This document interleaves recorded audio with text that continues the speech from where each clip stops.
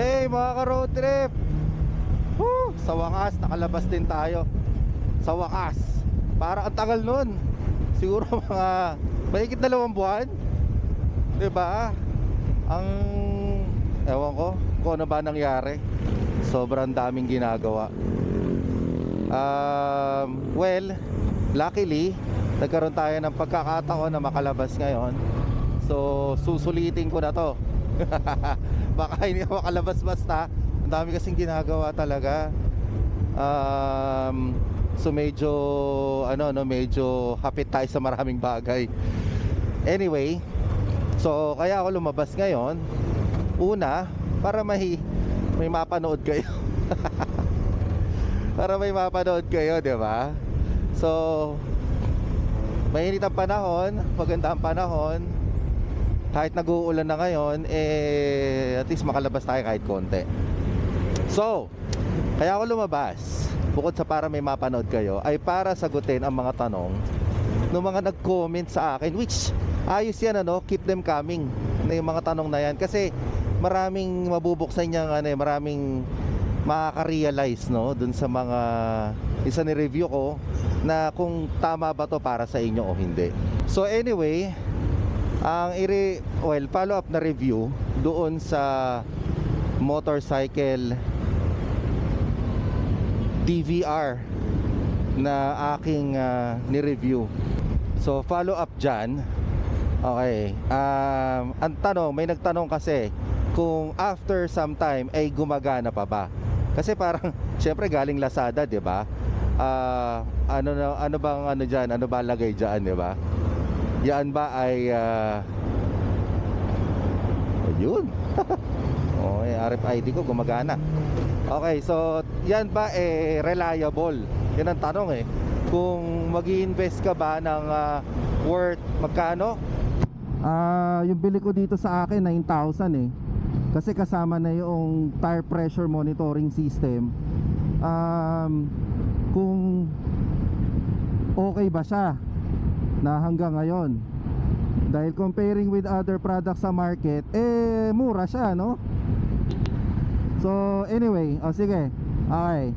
So from the time na binili ko siya sa Lazada, about 80 days na nakalagay dun about 80 days. So masasabi ko, from the time na mga pakonti-konti akong sumusundot-sundot na ride, every time na lumalabas ako, hindi lang ako nakakapag-video, every time na lumalabas ako, gumagana siya, functioning well, walang problema. Ayan, gumagana siya sa akin right now. Yung GPS, walang problema.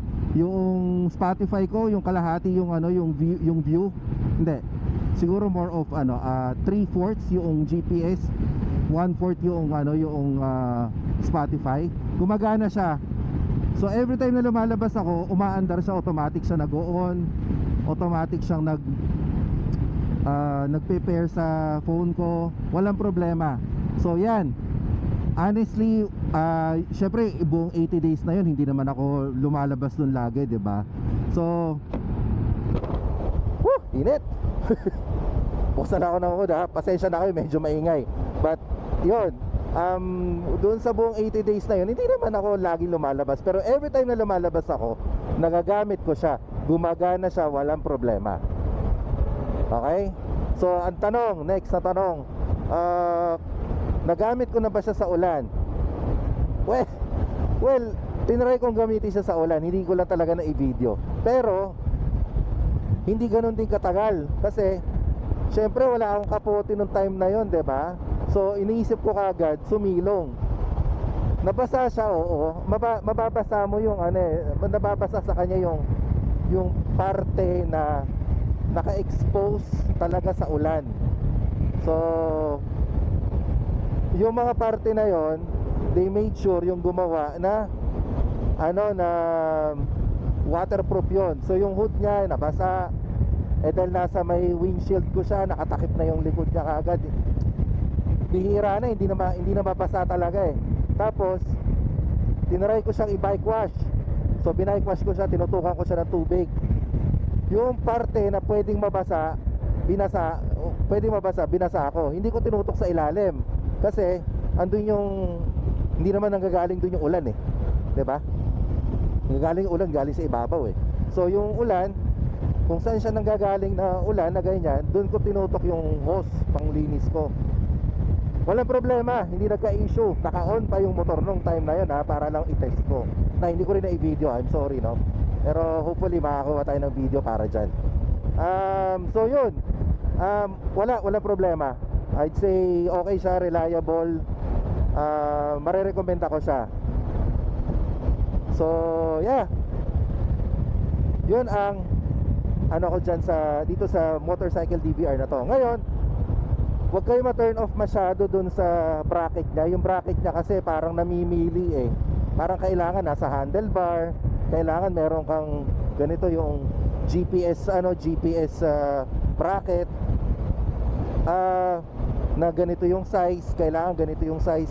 Hindi ko specific alam kung ano yung eksaktong size niya eh. Pero huwag kayo masyado ma-turn off kasi put it this way, sa panahon ngayon wala nang imposible. Pwede mo na ipapabricate yan eh. Kung hindi man kasama dun yung bracket na kailangan mo, eh di magpagawa, 'di ba? Kung ayaw mo yung bakal, pa 3D print mo siya. Reliable din yung 3D printing na yan ano. Actually gusto ko explore yan eh. Parang gusto kong something nakabitan dito ng parang bagong bracket pero 3D printed. So para hindi kakalawangin, 'di ba? So yun siya. Pwede mo siyang pagawa ng ganon. Medyo may konting extra effort, may konting research na kailangan gawin, pero pwede. So hindi siya hindi na ngayon bawal 'yan, no? Hindi naman sa bawal talaga in the first place. Hindi naman, but alam mo yun, hindi naman na mahirap eh. Yun yung ibig ko sabihin, hindi na siya ganoon kahirap na maghanap. Unlike siguro in the past na kung ano yung kasama niya, doon ka lang talaga mag-a-adjust eh. Nowadays, magagawan mo ng paraan. Subukan niyo. I think yung pinakamura nito is around nasa 5,000. May GPS ka na, may Spotify ka na. Kung hindi mo iniisip magkaroon ng TPMS, tire pressure monitoring system, 5,000 meron ka na. 'Di ba? Sa akin yung may TPMS pa kasi ako.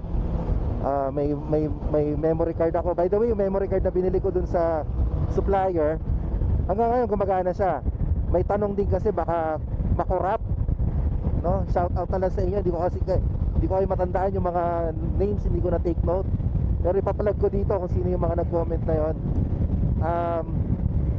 Baka makorap yung file. So far, hindi naman sa akin ako korap. Siguro talagang tsambahan lang din. Pero if you feel na bibili ka ng mas maganda, mas reliable na memory card for yourself, kasi totoo naman talaga, 'di ba, yung pinaka-use natin dito, yung recorder niya, video recorder niya. Tapos yung memory card mo hindi pala nagre-record. 'Di ba? Kung kailan mo kailangan, wala na, hindi mo na magamit. So paano? So, yun. Up to you, sa inyo yun. Kung gusto niyo kumuha ng mas reliable na memory card, doon kayo kumuha. Pero pwede rin naman doon sa supplier. Right now, yung gamit ko yung galing sa supplier, 128GB. Mura na siya, nakabundle siya. It's fine, walang problema, gumagana for me. Alright, sandali, i-video ko pa pala. May nagtanong pa pala sa akin. I-video ko naman yung point of view ko, ano yung itsura noong DVR kapag umaandar. Yan, umaandar ako, di ba? Anong itsura niya? Baka lang kasi hindi nyo masyadong makita kasi nga dahil maliit.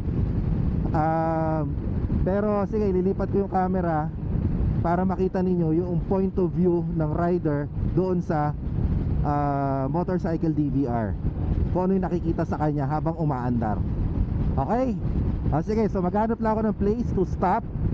Lilipat ko yung camera ko para makita ninyo, di ba? Sige. Ayan guys, so sana nakikita ninyo, ito yung point of view ng rider doon sa motorcycle DVR. I don't know, siguro sa sun, baka possibly na hindi nyo siya masyado makita, may glare siya. At saka maliit kasi siya eh, parang nasa around 5 inches lang yata yung screen, which is tama lang naman, hindi naman talaga ganun din kalaki, so okay lang yan. I don't know kung makikita ninyo yung maayos. Etong nasa left side, siya yung GPS, yung nasa right side, siya yung Spotify. So yun na nga, hindi ko alam kung nakikita nyo mabuti, pero I hope so. Right now, yung viewing niya tamang tama lang, pati yung position ko kasi sa bike ko, eksakto lang siya. So yung eye level siya for me, nakikita ko yung harapan, kahit konting glance lang nakikita ko na kagad yung screen niya. So siguro yung placement ninyo doon sa bike ninyo, yun ang isipin ninyo. Now dito, pwede mo na ring, para i-activate mo yung GPS, you don't need to stop to check yung phone mo. Pwede mo na dito i-preset, pwede mo na pindutin diretso yung directions going dun sa destination mo. Responsive yung kanyang screen, so no problem yun. So I hope you liked it. I hope you like yung tong view na to. Don't forget to give me a thumbs up, like, share, and subscribe. Kung bago ka pa lang, especially kung bago ka lang dito sa channel ni Road Trip Boys, maraming salamat sa visit. For those na mga matagal nang nag-visit at subscriber, maraming salamat sa suporta ninyo. I highly recommend the product. Hindi ako sponsored nung product. It's just for me. I believe, honest opinion to, for me, for a rider na tulad ko, one, gusto ko affordable yung product. Pangalawa, useful sa akin yung product. So highly recommended ko siya. Try it out, baka sakali sa inyo may maganda rin maitulong na tulad din sa akin, natutulungan din niya ako. Alright, so with that guys, maraming salamat. Hanggang dito na lang ako. Don't forget to like, share, and subscribe. And yeah, sa susunod na ride ulit. See you guys, bye.